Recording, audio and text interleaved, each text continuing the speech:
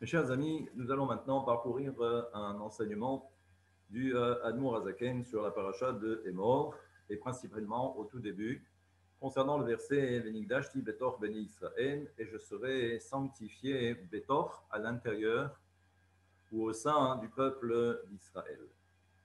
Et il faut savoir que dans cet enseignement proposé ici par le Admour Azaken, il faut savoir qu'il y a d'innombrables notions qui sont rapportées. Tout d'abord, il y a ce principe récurrent que l'on retrouve dans tous les enseignements du Admour Azaken, que l'on appelle Sovev Kol Almin et Memale Kol Almin, que Akadosh Baruch Hu est au-dessus des mondes, mais il est à la fois également à l'intérieur des mondes. Et là aussi, il va falloir maintenant peut-être préciser. Voici l'enseignement où il dit qu'il y a ce qu'on appelle cette notion de Hayut. Là-bas, le Admour Azaken fait une grande différence entre eux. Et si on essaye de mieux comprendre, il donne cet exemple de l'âme qui est contenue à l'intérieur du corps.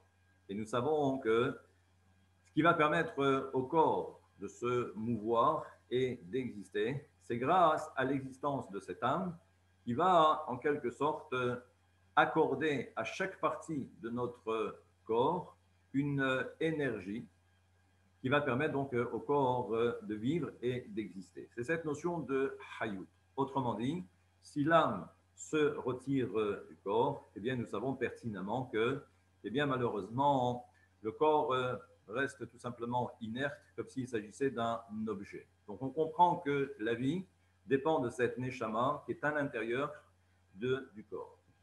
Et là, donc, on comprend que toujours par rapport à cette image, nous avons les mondes spirituels. Maintenant, il faut que ces mondes spirituels, qui ont été créés par Akadosh Baruch Hu, il y a cette notion également de Hayut. Il y a également cette notion de vie, parce qu'il faut bien comprendre que les mondes sont toujours en mouvement. Donc, s'il y a du mouvement, cela signifie qu'il faut leur insuffler une vie ou un souffle permanent pour permettre à ce monde de continuer à avancer.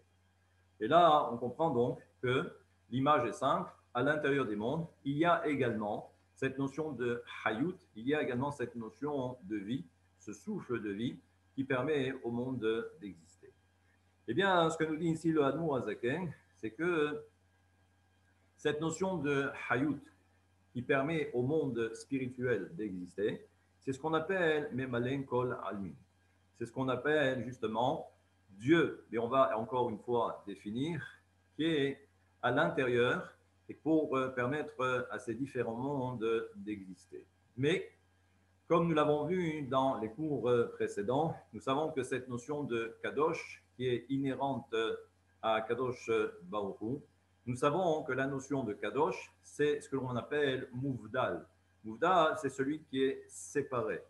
Et là, on comprend que d'un côté, on nous dit que Akadosh Baruch Hu est présent à l'intérieur des mondes, comme on pourrait l'imaginer ou le croire, comme l'âme qui est à l'intérieur du corps, pour permettre au corps de vivre, d'exister. On pourrait croire qu'il en est de même, que Akadosh Baruch Hu est à l'intérieur des mondes, comme si on allait maintenant associer Dieu à cette notion d'âme à l'intérieur d'un corps, mais ici par rapport aux différents mondes. Et à ce moment-là, si c'est le cas, on ne comprend plus cette notion de Kadosh, comme si Kadosh Baruch Hu est séparé. Alors c'est pourquoi justement, l'enseignement du Admour Azaken va nous permettre de comprendre que cette notion de Memale Kol Almin, il ne faut surtout pas croire que ce qui se passe au niveau du corps humain avec l'âme se passe également au niveau des mondes spirituels. Et c'est pourquoi donc, voilà ce que nous enseigne le Admour Azaken. Et là, donc, on nous dit, Urak He'ara, que le Memalen Kol Almin, que ce que nous appelons, nous, Dieu, qui est à l'intérieur ou qui remplit les mondes, ce n'est ce que l'on appelle Ehara Veziv. Ce n'est qu'un éclairage ou un éclat de la lumière de Hakadosh Baruch Hu. J'ai eu l'occasion de dire à plusieurs reprises que même dans les différents textes du Hari Hakadosh, il faut faire également très attention au niveau parfois de la formulation qui est empruntée par le Hari, où il dit parfois que c'est la notion de or, et des fois c'est la notion de He'ara. Et l'image que l'on donne, c'est qu'il y a le soleil et il y a également la lumière du soleil. Là, pour bien comprendre, c'est que si je devais garder cet exemple, c'est que par rapport au niveau des mondes spirituels, ce n'est pas le soleil qui rentre à l'intérieur des mondes. Kiviachol, si on pouvait dire que ce n'est pas Kadosh Baruch Hu qui rentre à l'intérieur des mondes, mais c'est simplement un éclairage. Et ça veut dire que cette notion de Hayut, cette notion de vie que l'on va retrouver également au niveau des mondes spirituels, ce n'est que par rapport à un éclairage. Mais Akadosh Baruch Hu ne rentre pas à l'intérieur des mondes, et c'est pour cette raison que Akadosh Baruch Hu est Kadosh. Il est séparé, et c'est cette notion de Sovev pour l'Almin, que Akadosh Baruch Hu, il est au-dessus, et il englobe, et il entoure les mondes. Et là, on comprend bien évidemment un peu mieux. Là aussi, ce que nous dit le Admour Azaken, ça c'était simplement pour qu'on comprenne davantage. Mais si on devait maintenant essayer d'affiner un peu plus cet enseignement et lui donner un caractère beaucoup plus mystique, eh bien, voilà ce que nous dit donc là aussi le Admour Azaken. Toujours dans ce même passage, où il est dit Sheshet Yamim Asa Hashem, que Akadosh Baruch Hu a créé le monde en 6 jours, et le 7e jour, Akadosh Baruch Hu s'est reposé. Et là, on nous fait remarquer que Velo Ketiv Besheshet, il n'y a pas écrit dans les 6 jours de la création. Akadosh Baruch Hu, il a créé les 6 jours, mais pas Besheshet Yamim, dans les 6 jours. Sous-entendu, et là chez Romez, les Midot Elionot Amitlavshim, les Achayot Ha'olamot. Et nous savons que, et là aussi c'est assez pertinent, c'est que nous savons qu'à un niveau supérieur, rappelez-vous, il y a la notion de Keter, Keter de Hatzilut. Mais nous savons qu'à l'intérieur de Keter de Hatzilut, il y a en réalité 2 Partsoufim. Il y a ce qu'on appelle le Arich Anpin, et il y a également ce qu'on appelle Atik Yomin. Atik Yomin fait partie d'une autre dimension, d'un autre monde, que l'on appelle le monde de Adam Kadmon. Donc nous avons en fait une relation très particulière où c'est une histoire de fusion ou de transition entre 2 mondes. Le monde de Adam Kadmon et le monde de la Hatzilut. Et ce qui va faire le lien, c'est ce qu'on va appeler ces Atik Yomin qui vont rentrer à l'intérieur de la séphira de Keter. Et l'ensemble va totalement s'imbriquer. Et là donc, ce que nous dit ici le Admour Azaken par rapport justement à ce verset de la Torah, où on nous dit que pour qu'il y ait création de monde, pour que l'on puisse passer de Yesh mais Aïn, eh bien, il faut qu'il y ait cette fameuse transition. À partir de là, on comprend que Atik Yomin fait partie donc d'un monde supérieur qu'on appelle Adam Kadmon. Et pour, si je devais rentrer davantage dans le détail, nous savons que dans Adam Kadmon, il y a également ce qu'on va appeler les 10 séphirot. Autrement dit, la 10e sera également la notion de Malchut. Et là aussi, comme vous le savez maintenant, c'est que dans la séphira de Malchut, il y a encore une fois 10 séphirot. Et ce sont les 7 dernières de Malchut, de Adam Kadmon, que l'on va appeler les Atik Yomin, et qui vont rentrer à l'intérieur de Keter, du monde de la Hatzilut. Eh bien, il faut comprendre que lorsque la Torah, ou lorsque le Zohar, ou lorsque le Ari HaKadosh, ou lorsque le Admour Azaken nous parle de ce principe de Memalen kol ha'almin et Sovev kol ha'almin, eh bien, nous savons que là où la transition va débuter, pour qu'il y ait justement cette création, c'est Atik Yomin qui rentre dans Ari Hanpin de Keter. Et l'ensemble, donc, c'est ce qu'on va appeler Keter.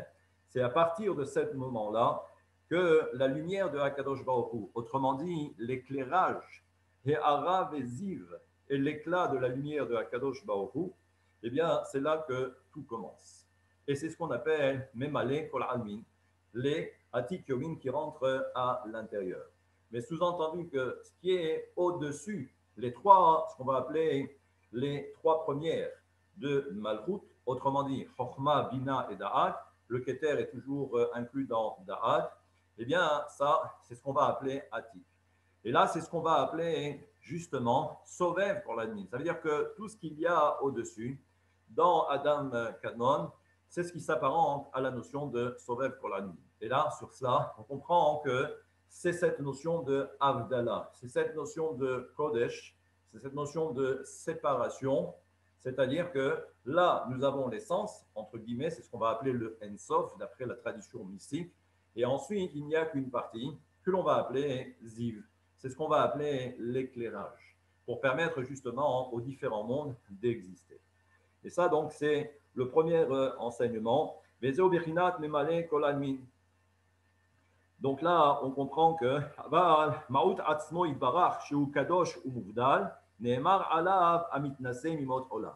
et rappelez-vous dans ce verset où il est dit que lorsque on parle des 6 jours de la création, on parle justement de Ziv.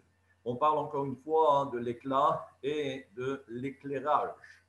Mais lorsqu'il s'agit dans le verset de parler de Sovev Kol Almin, autrement dit, ce qui est au-dessus des 6 jours de la création, eh bien, c'est ce qu'on appelle Amit Naseh Mimot Olam, celui qui est au-dessus des jours du monde.